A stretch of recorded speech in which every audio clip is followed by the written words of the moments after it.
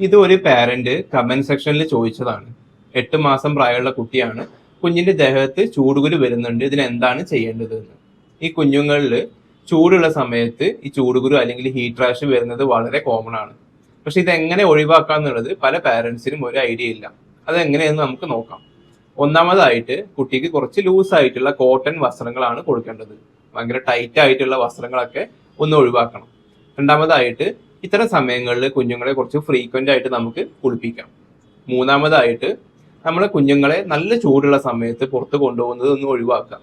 അവരെ മാക്സിമം കുറച്ച് തണുപ്പുള്ള നല്ല എയർ സർക്കുലേഷൻ ഒക്കെ ഉള്ള സ്ഥലങ്ങളിൽ വെക്കാൻ നമ്മൾ ശ്രദ്ധിക്കണം.